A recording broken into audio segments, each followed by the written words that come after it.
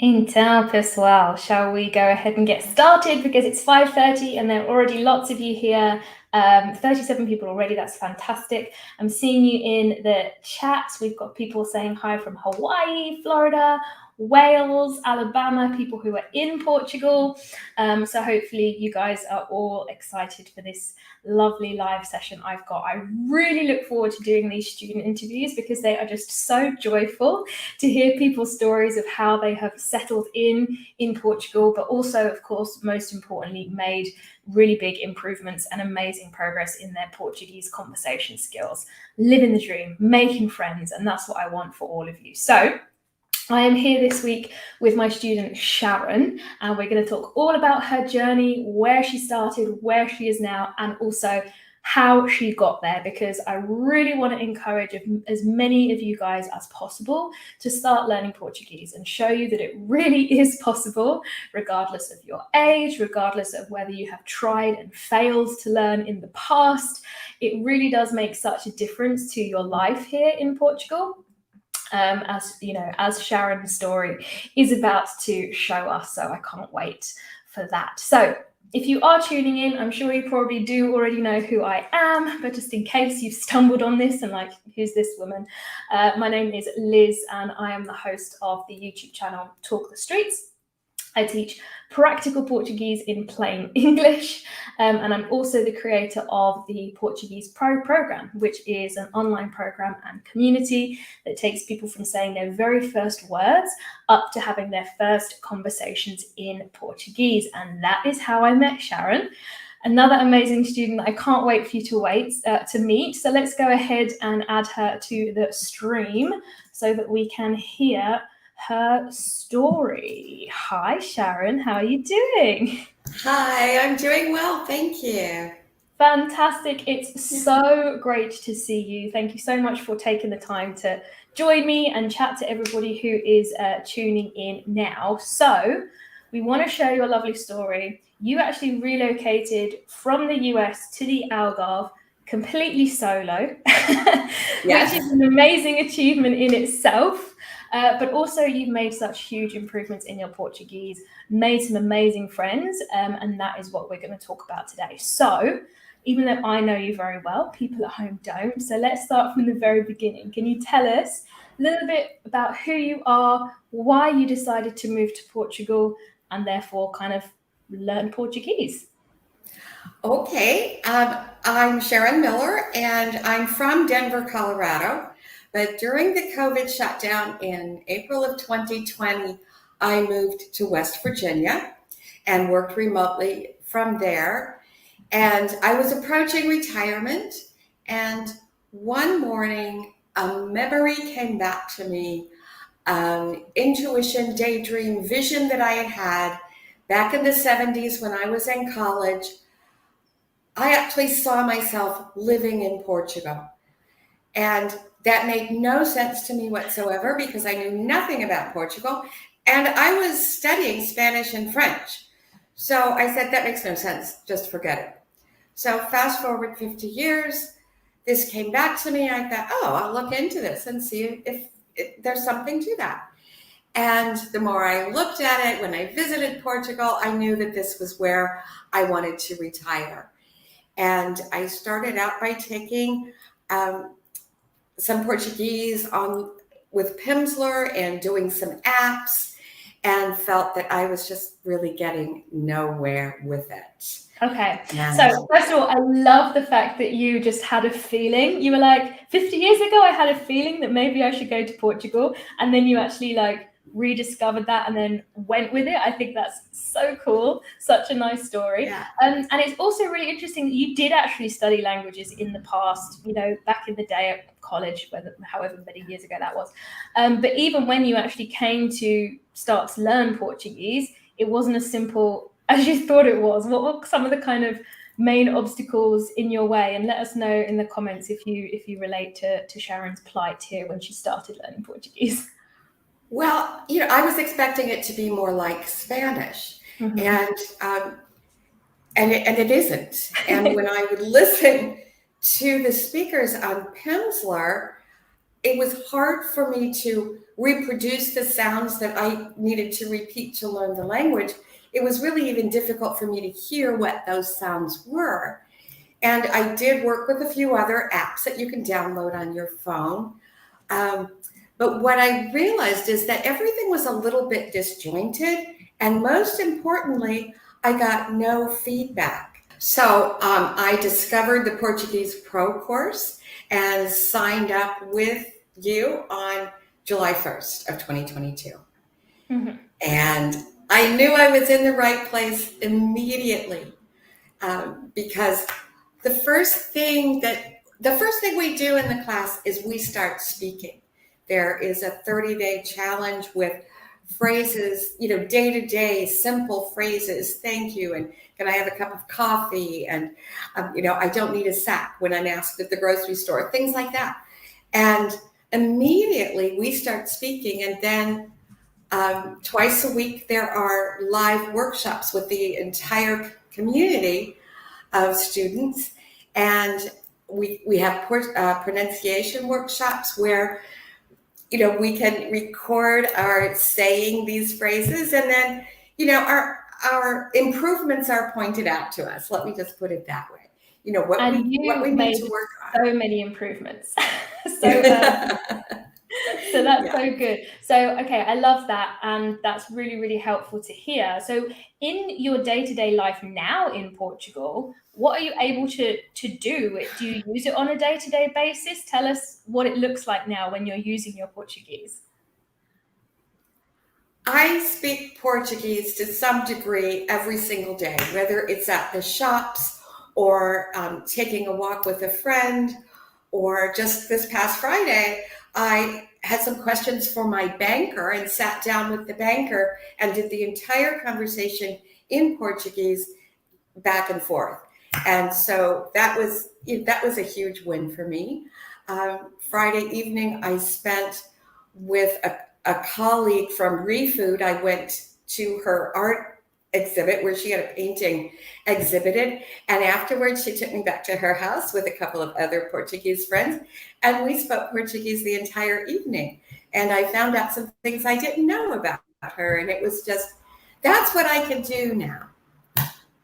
I'm so impressed because, and people in the comments can't believe it either. They're like, really? After 1 year, you're able to do all of these things? But it really is that kind of build up of starting with the practical stuff, training your ear to understand Portuguese, and then actually pushing yourself to actually start conversations. So you were such a great student because you were so present, you were so motivated, you did so much work for this, because I have to say, spoiler alert, you do have to do work to get this far as Sharon had. But hearing that you're able to use it on a daily basis now, given that, when you joined us over at Portuguese Pro, you felt like you weren't getting anywhere. That is such a major breakthrough. So if you have just tuned in, hi, I'm here with my student Sharon, and she's sharing all about her experience learning Portuguese to give you guys the confidence to do the same. So she started from zero, but she's now, as she just said, happily communicating day to day, making new friends, navigating the bank and all of these things in Portuguese. So if that's something that you want to do, and hopefully come and join us inside the program as well, you just need to go to talkthestreets.com/apply. There's an application form there, and then we will be in touch if you qualify for an application form, and we would love to work with you too. So if you want to find out more, that is where that you need to go. So I've got a very vivid memory, Sharon, of when you had a really huge breakthrough with your Portuguese, and it's when you started to tell us about your friendship with your landlords, Carlos and Rosa. So I think this is the kind of thing that people really dream of when they think about coming to Portugal. It's actually making friends with the people that they meet. So can you tell us a bit more about meeting them and how your friendship has developed? Oh, yes. Carlos and Rosa picked me up at the airport. When I got in, it was about 20 minutes till midnight when my flight finally made it to Faro. And they had been waiting for me kind of all day. My flights kept getting canceled. And so, but they came and picked me up and brought me to the apartment and walked me through and showed me everything. And Carlos, does fairly well in English and likes to use it. Rosa speaks French, doesn't have a lot of English, though she's working on that. And here's the thing, they are the kindest, most generous people. And we have become friends where we can talk about things that, that are important to us in life. For Rosa is from Faro. She grew up here, and she likes to tell me about what things were like when she was growing up and what used to be there. And it's just marvelous. And the last time I was at Carlos and Rosa's house for lunch, he introduced me to the poetry of a local poet, someone from Faro here. And we were able to talk about the poetry itself. And it was, it's just magical. It's magical to be with Carlos and Rosa. And did you imagine that you'd be discussing poetry with friends when you started learning Portuguese? No, I mean, not at this point. Someday, yes. But I thought this was like 5 years down the road. Mm-hmm. After being immersed for 5 years. Yeah, of course. Yeah. So this is a picture of lovely Carlos and Rosa. Yeah. And another lovely thing that you shared with us as well, that you can actually teach them things. So you were having lunch and there was a story, you were trying to find the word for octopus, and you actually managed to teach Carlos the word for octopus by explaining in Portuguese. So you didn't resort back to English, because I know this is something people really stress about, like, I have to just switch back to English all the time. But actually, once you've reached the level that you have, you can describe your way around things, and you can also teach them new things too. Yes. That's wonderful. And it's also very cool that you started quite a while before you came to Portugal. Can you tell us a bit about that, and was that a good decision? Yes, I started in July of 2022. I moved to Portugal on October 18th, 2022. So it was about, 4 months, 5 months, something like that. And truly, if I had it to do all over again, I would have started much sooner, as soon as I had the impulse to look into moving to Portugal. Right. Yeah. This is a question we get asked a lot. People say, well, I'm not moving for like 6 months or a year. When should I start to learn? And we always say, no one regrets starting sooner. And people often say, I wish I had started sooner, because it's a lot to get your head around, right? So the sooner you can start, the better. So it's good to hear that you back that up. And the course keeps you engaged. I mean, even if you're not in Portugal, if you were in the United States, because of the community, you're still engaged with the language. Yeah, exactly. It's a way of immersing yourself, even though you're not here yet. So that's fantastic. So for those of you who don't know, the actual final milestone of my program is to hold a 10-minute conversation with a native speaker, because we don't want you to pass a test where you tick boxes or write sentences or anything like that. We actually want to test your ability to speak. So you took on this challenge with Carlos and Rosa. So we are going to take a listen now. Now, I know that everyone hates hearing the sound of their own voice. So well done already for allowing us to show this. But let's take a listen to Sharon with Carlos and Rosa on a typical lunch, where she chats away with them in Portuguese. É muito bom. Ainda bem. Gostamos muito de ouvir. É Nespresso. É bom. Nespresso. Nespresso. Uma máquina. Uma máquina especial. E o café também especial. Muito bom. E é muito fácil fazê-lo? É muito fácil. É só pôr a cápsula, água, ligar a máquina e sai o café. É só carregar no botão. Onde é que está o açúcar? E um chocolate. Sim. É muito bom para a saúde, o chocolate. Sim. Um bom chocolate. O chocolate, sim. In West Virginia do West, há sal no oceano baixo das montanhas. So what people might not know, Sharon, is this conversation actually went on for like an hour and a half. This was just like a tiny snippet of it. So how does it feel to actually be able to just make things up on the spot, start telling them about how chocolate is made in West Virginia and things like that. Does it feel good? It really does, because that's part of being self-expressed. I can be more self-expressed. Now, I do have to point out, I am a long way from being fluent, what I call fluent, but I can have those kinds of conversations. And I had an occasion, we'll talk about refood in a minute, but there was a time when I made a really funny mistake in my Portuguese, and everyone laughed, and it was, for me, they weren't laughing at me, they were just laughing because it was delightful and it was funny, and I felt like such a part of the gang. I was part of them. That they felt comfortable enough to laugh. Yeah. That's so nice, because this is what people often say they miss, right? Like expressing their full personality and really being able to joke with people, because that's, it is a bit advanced. So tell us then about the volunteering you've been doing. You mentioned refood already. Because I remember you saying that, like, listening comprehension is something you really wanted to work on. And I love that this was the way you tackled it. Tell us about starting to volunteer with refood. Yes, well, because it was one of my goals that I was thinking within 5 years, I will be good enough in Portuguese to do the things that I want to do. I had actually given myself 1 year to be good enough at understanding Portuguese to do the volunteer work I wanted to do. 5 years, wow, okay. Yeah. But I had written that goal and said in 1 year, I'll be able to understand. But during the course of that week, I walked by the refood location. The door was open. So I popped in, and in Portuguese, I said, I'd like to volunteer here. And I speak a little Portuguese, but I don't understand very well.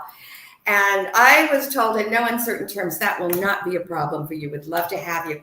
I started working there within a week. Amazing. And it is an amazing opportunity. And yes, it does help with listening comprehension. And sometimes I don't get it. And there's one colleague who will literally just take me by the hand and show me what she means. And, right. That's what she was saying. I get it now. So, and it's just been lovely. Yeah. I mean, I can see the joy on your face when you talk about it. This is a lovely picture that we have of you with the people who are working there. So this is a food waste charity where you have food that gets distributed. What kind of thing do you do when you're there? Oh my goodness. I do a lot of washing dishes. Mm-hmm. I know how to portion out soup. I know, and meals, and we have plastic containers, but sometimes we don't have the lids. So I will spend a lot of time just finding lids for them. I do all kinds of things. I worked a double shift this past Wednesday. I worked 5 hours on my feet the entire time, moving the entire time, and loved it. That's so great. I love to hear that. And it's not just your language skills that are benefiting here, it's also you're benefiting the wider community by taking part in something like that. And I think that's something that can also really make you feel really connected. So once again, if you have just tuned in, I'm sitting down with my student Sharon. We're talking all about her progress in Portuguese. She's going to give you some tips. So if you do have any questions for Nancy, please, Sharon, please put them in the chat. I was just reading a comment from someone called Nancy, so it grabbed my attention. If you do have a question, please put it in the chat or in the comments, and we will see it, because we're going to get to that next, kind of what she recommends for your journey as well, if you're doing something similar. And if you want to find out more about my program, Portuguese Pro, which is how I met Sharon and how she's got this far, talkthestreets.com/apply. We do have a little bit of a wait list. It often takes about a week for us to get back to you with whether we think we can help or not. But we would love to see as many of you as possible there. Okay, fantastic. So let's move on to that now then, Sharon. What is kind of the advice that you have for people maybe who are sitting there thinking, well, it works for Sharon, but it probably won't work for me? Like, how should I get started? What are the things I should be thinking about? What kind of advice do you have for new learners of Portuguese? Where should they start, and what should their kind of mindset be? Well, for me, the main thing was speaking, because that's how we communicate. All the writing, reading, grammar, that will come. But if you're speaking to people, if you're saying bom dia and obrigada and things like that, you've already started something. So that's the first step. The next step is it takes courage to do this. That's exactly what I was about to ask. How do you find the courage to actually do the speaking? And, one of the things for me, because that's what I really wanted, was to be able to communicate. And, one day I just sat there and went through all of the possibilities. I'll sound like an idiot. I'll be annoying. And finally just said, if I don't do this now, I will never do it. So I took a deep breath and got up and went over and said, bon dia. I also joined my local soccer team. I'm a part of the supporters group and spoke to the women in the stadium shop in very, less than kindergarten Portuguese, but managed to understand the ticketing and becoming a partner, and started going to the games and started learning the chants. And again, that took courage to be there and kind of move my mouth until I could really understand what they were saying. And that part of it too is just a great joy for me to be a part of all of that. But I love that. I love that advice. It's now or never, right? Nothing ventured, nothing gained. I always tell you guys, and I've done a video about this on the channel as well, like, what's the worst that can happen? I mean, sometimes you might have someone grumpy who doesn't want to help you, fine, but it's really not that common. You will mostly find people are encouraging. Have you found that people have been encouraging when you've tried to speak? Yes, and this is the really neat thing about this, is that your reward is immediate. The smiles, the way that people's faces light up. And of course, they immediately know I'm not native. And so we get into the whole conversation about being from the US and how I got here. But, already you've started the conversation just by saying a few words. And those smiles are worth everything. Perfect. Those moments are priceless. So one question that somebody has asked here is, how much time each day did you spend studying? And that's a really important question, because it is kind of different for everybody. But at the same time, if you want to see the amount of progress that Sharon has seen, you do need to put in a certain amount. So what did that look like for you, Sharon, with your study schedule? Well, my goal was to do half an hour a day for each week. And I knew that I wasn't actually going to do 7 days a week. But I would sit down and do the course 15 or 20 minutes, 4 or 5 times a week, except for the weeks that I didn't. But I always had those 2 live workshops to ground me. I always got back into it. And when I wasn't actually doing the study with the modules, you had given us resources, the music to listen to on Spotify and the podcasts and reading the news and things like that. So I always kind of had Portuguese around me, even if I wasn't sitting at the computer doing a lesson.